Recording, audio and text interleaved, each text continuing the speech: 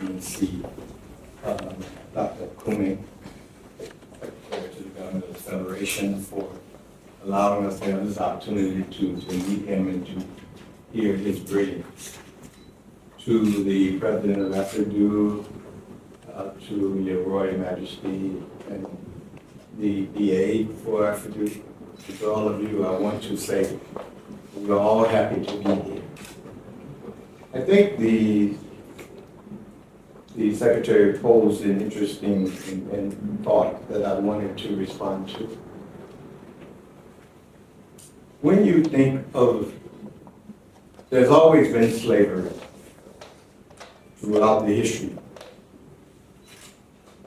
But the transatlantic slave trade was unique.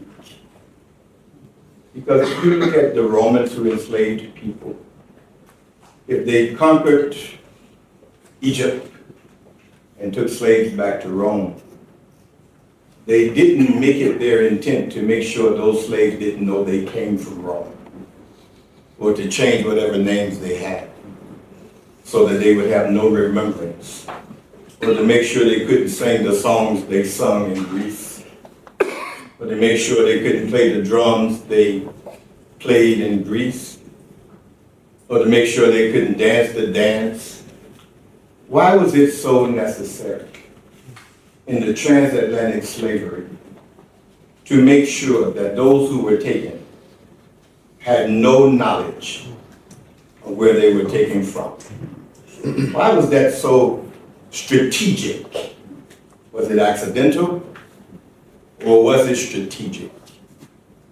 It was to separate a family, because a family divided is weak.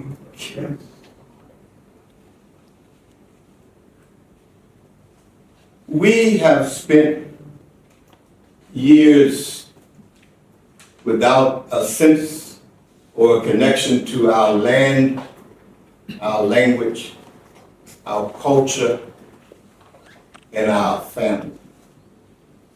My business partner is a Nigerian from Igbo lands. Every year they have fundraisers and events to support their ancestral land. They're in the U.S., but they still know where they are connected. They're still supporting it. My daughter did her DNA test. She was 60% Nigerian. My sister did her DNA test. She was 50% Nigerian. I'm a son of Nigeria, but I don't recognize the face of my ancestral kin, and you don't recognize my face.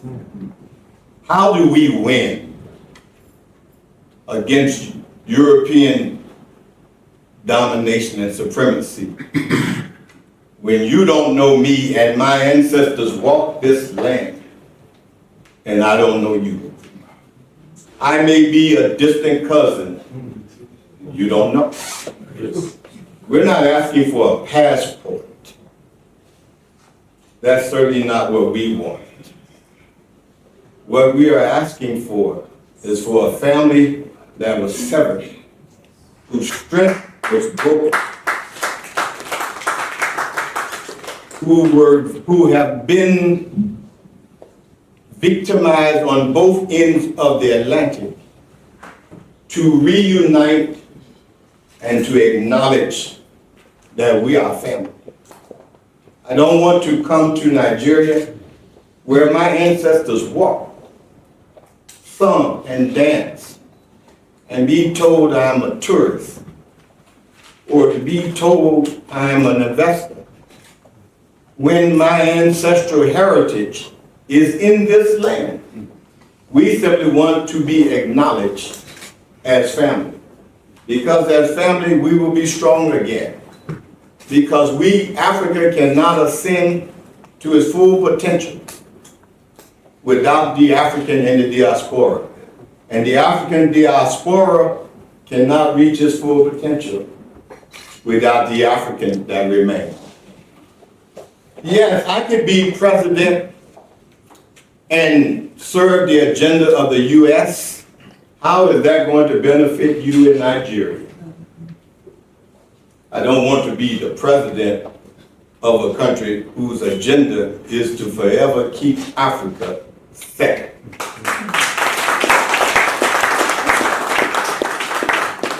I don't feel it to be a significant advancement when my ancestry did not come from Europe or London or France. I want to help the growth and development of my ancestral land.